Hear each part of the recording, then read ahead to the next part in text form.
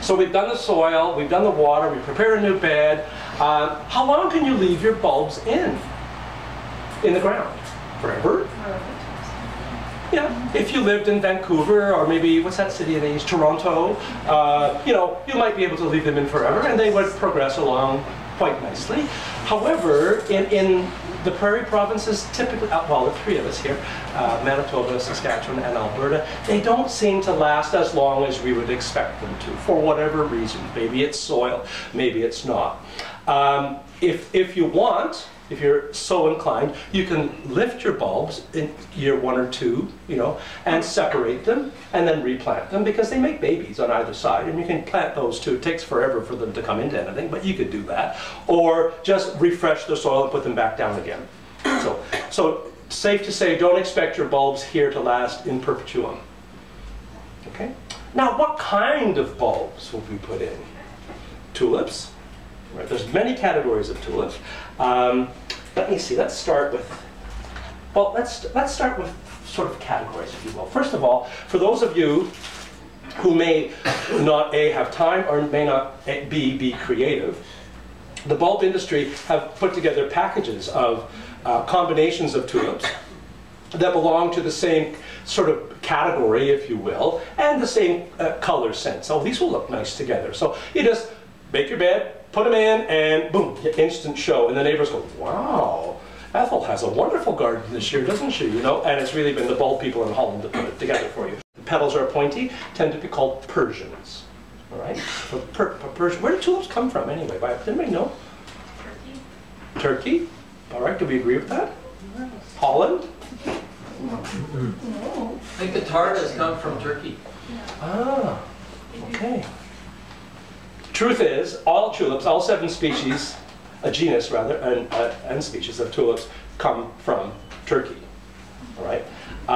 In the mid-1500s, tulipomania, there was a huge economic boom for tulip. But one tulip bulb cost more than a house in Holland at that time. Oh yeah, they still talk about it when you do any kind of economics course. They still talk about tulipomania, right?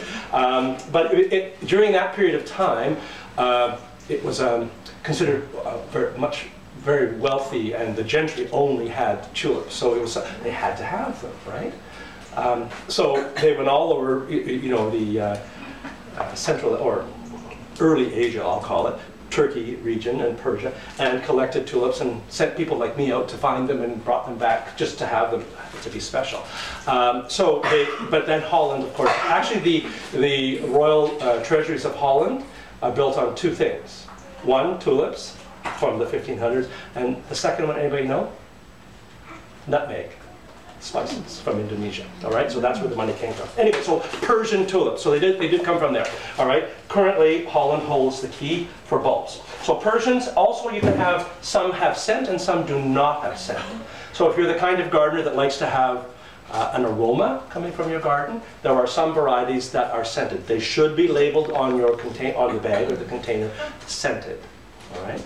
General Duet is one very good one for that. Now another category are the doubles. And they kind of look like peonies, all right? And remembering when you purchase or when you're planning your tulip garden, that they bloom at different intervals.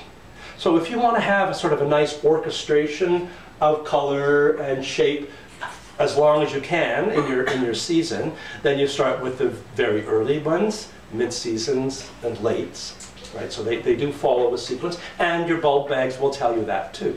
That this is an early or a mid-season, and they'll tell you how high they grow. That's important because some of them will get to be just about knee-high with enormous big flowers on top like this and say, oh, that's a beautiful red, and I planted it with this wonderful white one that grows 6 inches.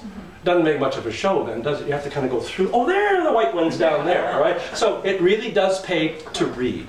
For those of you who are Google savvy or Google gardeners, oh, this term, eh? Google gardeners. You can just type in, you know, tulips, and you can go from there and sort of start planning. Planning's a good thing, all right? So doubles. So we now have Persians, we now have doubles, we have collections. Parrots. Okay, and they're called parrots because their petals are all kind of feathery or look like a parrot's feather. Right? Now, on parrots, and I didn't bring a sample up here, but oh yeah, here's the one. It's called Irene. It's a parrot as well, but it's got what we call flame through it, where you've got, for example, this one's orange and it's got red kind of going. You've seen tulips like that before with it, right? So parrots and flame tulips are actually developed from an injected virus into the genetic makeup of the tulip. Kind of cool, huh? All right, so this is Princess Irene, but Irene's parrot. Princess Irene, of course, that royal family. Wasn't she the one that was born in Canada?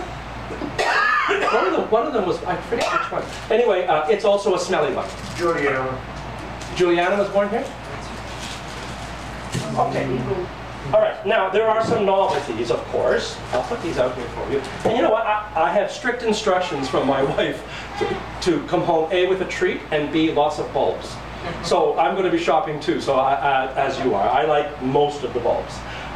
Some of the more odd ones, and plants like fashions come in and come out. The ones that don't look like tulips anymore are very fashionable. Go figure, right? So green tulips. If you're growing green tulips, I mean, I think, ooh, I did something wrong. But green is very popular. Green parrots or green frilly things, or ones that look like they exploded, very popular tulips. I guess I'm a traditionalist. I like them to look like a tulip. But anyway, so they're very popular right now in tulips. Now, I'm going to open a bag because I'm going to buy this bag, but I want to open so I can show you something here, because you may not realize this. That, there's a good example. There's a good example. Can you see at the back? Okay. There's a pointy bit and a fat bit. The fat bit is the bottom. Kind of like us, right? That's the pointy bit is on top and the large part is on the bottom. So that's the bottom. Now also, tulips aren't perfectly round. They have a lump on one side, like a fat side, and a flat side. Okay? The fat side over here is where the first leaf will come out, always. So maybe you're planting your tulips along the sidewalk, or in a bed that you want to look really big and full, right? So doesn't it kind of make sense that the tulip that's on the outside row, or closest to the sidewalk, should have its leaf side coming out? Otherwise, if it's in the middle, right, it's going to just all be a bunch of leaves and then a flower here and a flower there. So you can kind of manipulate that around.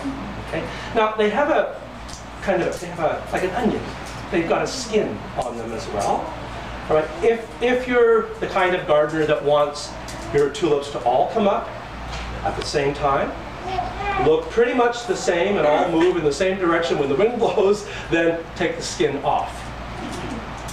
Okay? Because, you know, they're individuals like we are. Some have thicker skins than others do, right? And if it's a thicker skin on the bulb, this bulb, and the one beside it has a very thin skin, or it's cracked, or a piece fell off, it's going to bloom before this one is.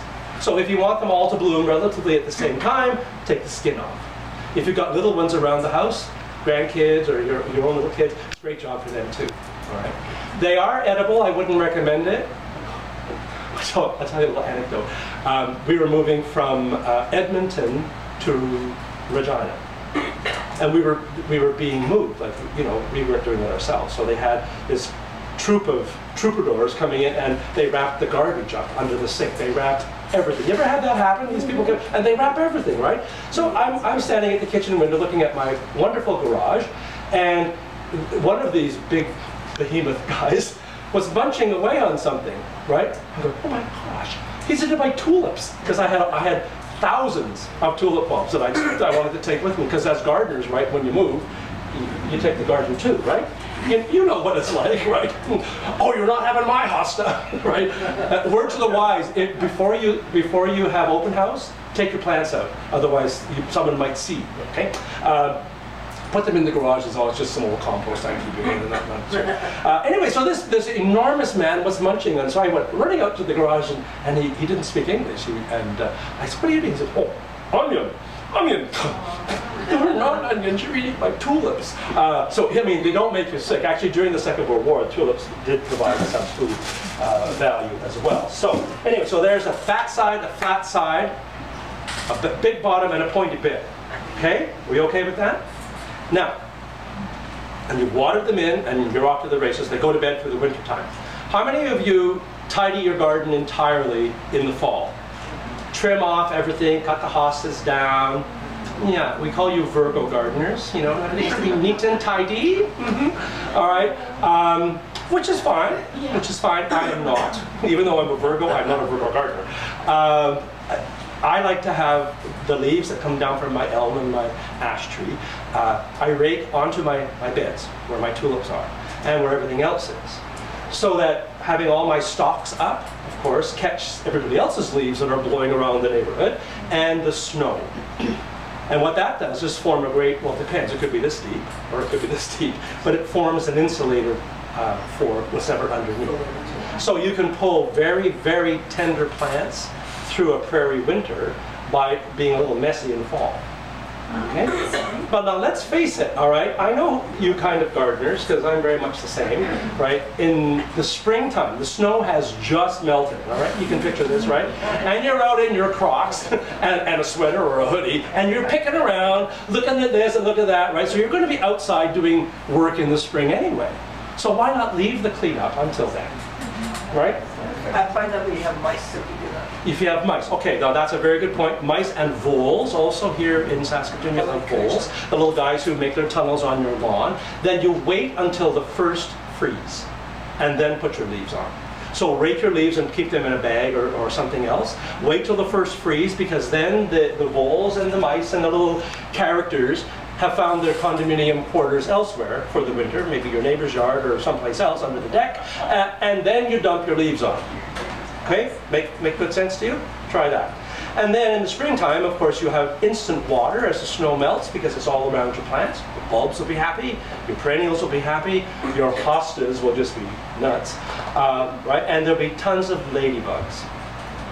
And from an environmental conservation, a conservation hat on here, ladybugs are of the best insects for your garden. Did you realize that over 93%, 93 point something, so over 93% of the insects in your Saskatoon garden are beneficial? So you're spending a lot of time, money, and effort trying to kill 7%. Doesn't make any sense, does it? So if you can encourage beneficial insects like ladybugs or lacewings to your garden, they'll keep your aphids under control quite nicely. So being a little bit less tidy in the fall encourages that type of a population. And does that make sense? Okay, so there you are. So we have that looked after. Now, let's move on to daffodillies. Okay? Daffodils, when you're purchasing daffodils, some people get a skin rash for handling daffodils. So just be careful. Just know that you can be sensitive. My wife was one of them, I know that, and especially from cuts. Daffodils also have a skin, like an onion skin on them. They don't seem to work as well as the tulips if you peel the skin off. I don't know why, honestly. They just don't seem to work as well. But you can take it off if you want, but it's really not necessary. But these little guys on the side, see there's the mama in the middle, and there's a baby on this side and a baby on this side. They're called noses. All right. So this is a triple nose bulb. Very good. Right. Typically, if you're at a box store, yet to be named, they'll sell daffodils too, and they'll be a lot cheaper than they are here, right? But they'll be single nose, like one bulb. So how many flowers are you going to get? Triple nose? Great. Okay. So when you're rustling through the bulbs down here, I'm going first. Right? Get your daffodils with as many noses as you possibly can. But what they do is they keep dividing and multiplying. Okay? So say you're 2, 3, or 4, dig them up. Take the babies off, plant them by themselves someplace that you don't really expect to have a show of daffodils. 2 years after that, you'll have double noses. Do you want to wake them up and get them like that in the first place? No, do not break them up. Leave them together. Okay? That's a very good question too. All right, so daffodils take the same conditions soil-wise as a tulip. They take the same conditions for fertility or for food, like the bone meal is excellent for daffodils as well. Daffodils, of course, are typically taller than most bulbs, that they're a big tall plant. So remember where you place them. They're pretty sturdy in the wind, but if you're right out on the corner of, like you say, Portage and Maine, right, they're going to blow over, pretty much, okay? So be careful with that. And they do naturalize, which means if you plant them someplace that you're not going to cut the grass for a while, or maybe even at the camp, the cottage, or the lake, they'll just keep producing, and they'll make a patch. They'll make a patch. That's what they do. Tulips, not so much, but daffodils, you will. Yes? And lots of leaves, but no flowers. Lots of leaves and no flowers typically speaks to a fertility situation. You know, that they're not getting enough nutrition. And again, your middle number, your phosphorus, is important for that too. Or that, as well as, not or, as well as, dig them up, see how many babies you have on them, start to separate, redo the soil, put them back down. Deer are not typically fond, or are squirrels typically fond of daffodils? I'm being very careful, typically fond of. I'm sure a deer will eat anything, but they don't tend to go for these. Okay, so that's one thing about daffodils. Daffodils, narcissus. A daffodil is a narcissus. Not to get too confusing here, okay? But narcissus, as we know them, typically are white and smaller flowers and more delicate. I think I brought some up here. Yeah, but these are for indoor. Yeah, these are for indoor. So narcissus, daffodils, the paper whites, all that type of thing. The same gang, same family. All right? Questions so far? Making any sense to you? Good, good. Do you have any tardas up there, Ken? I didn't bring any tardas up. One of my favorites. Spencer says tarda, T-A-R-D-A, tarda. Tarda, R-T, like Tom, A like apple, R Ralph, apple, D like dog, apple. All right, tarda. Tardas are species tulips. And species tulips tend to be diminutive, small, little guys like this. Some of them are actually flat, right close to the ground. Their flowers look like tulips, but they're very little. Right? And they're tough as nails. Tough as nails. So if you have a very difficult spot, or a windy spot, or the worst soil, look at the species tulips. And when we're down at the back, I can show you the various species that there are. One other very, very early group are the Greigii, G-R-E-I-G, Greigii. And they tend to be smaller tulips as well, but their foliage is mottled. So it's got purple spots on it, and I mean the flowers are short little stems, so if it's a windy situation or typically adverse, they do very well as well. So they're usually named after, one family of them are named after Strauss is one, Beethoven, Bach, you know, after musicians. So they're all in different categories, but they tend to be short with beautifully brilliant flowers, but mottled foliage. So they're quite different. So we take a look at those when we're down there. What was that called again? Greigii. G-R-E-G-E-I-I. Greigii. Or the Greeks. Now, so that's okay for tulips and daffodils. Daffodils come in various families and categories as well, but typically they have a snout, right, which is called their trumpet. And their back part, the petals around the back, is called the perianth. So there's a trumpet and a perianth. The people who do the manipulation and the breeding on bulbs, I think sometimes either have a lot of wine at lunch, or I'm not really sure, because some of the things that they're coming out with are astronomical. They look like scrambled eggs, they're all different colors, they don't look like daffodils whatsoever, and they're probably double the price. Who knew? But there are doubles, there are singles, there are split cups where the trumpet itself is split and opens up like a pansy. It goes on and on and on. So there's lots to take a look at. Their color is not necessarily just yellow or yellow and white. There's salmons, there's reds now, so it does get quite different. So do take a look at those. Minor bulbs simply mean that the bulbs are little.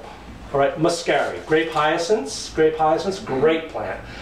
They also will naturalize and make a mat. They're of the earliest plants in the springtime, bright blue, right? And often, in Europe a great deal, they're used to emulate water. So they'll plant a river-looking thing of, you can do that at home too. You know, that'd be a big river, just a little river of muscari. And they're very inexpensive, and they're like kind of the rabbits of the bulb world. They just keep going and going and going and going. All right, so that's that one. And a very close cousin to them, smaller bulb though, is it's white and blue together, which is a nice combination with them, is Pushkinia. They don't have real names, sorry, it's Pushkinia. But their bulbs are about the size of a Smartie.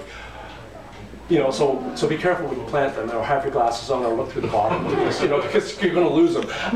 But they're great, all right, Pushkinia, and they also are like the bunny rabbits of the bulb world. They just get bigger and bigger and bigger. Or maybe you have a rockery, or someplace that you can focus really closely on. A clump of these, spectacular kind of exclamation point in your spring garden. Okay? They will also do very well in containers. And I'll move into that now. We call that forcing your bulbs. Now, forcing bulbs, some do better than others, but most of the tulips are quite decent. It's a very simple process, and there's been books and papers written on this ad nauseum since, you know, before time it seems. But the simple part of it is that the same concepts that we've talked about, or I've talked about this afternoon, about putting your plants in the garden, is the same as the container, same as in a pot. Your soil has to be very well drained. They require water and they require nutrient. Simple as that. But we don't have winter in the house. Well, some of you may, but there's no winter in the house. There's no cold period. So you have to trick the bulb into thinking it has had a winter.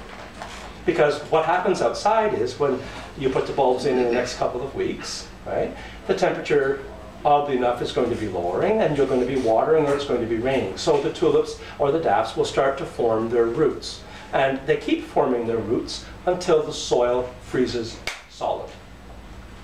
And then they stop. And then they go through a little process, they go dormant, they go to sleep. And they sleep frozen in the ground with their roots frozen in to the water that you've given them until the soil warms up. And the soil warms, of course, from the top down very gradually, and then up comes your tulip. So that's the process. In a pot, you do the same thing. So you put it into the refrigerator. Probably not the fridge upstairs. The beer fridge would be better in the garage or something like that. But they need about 13, 14 weeks of refrigerator temperature. And you don't have to water them.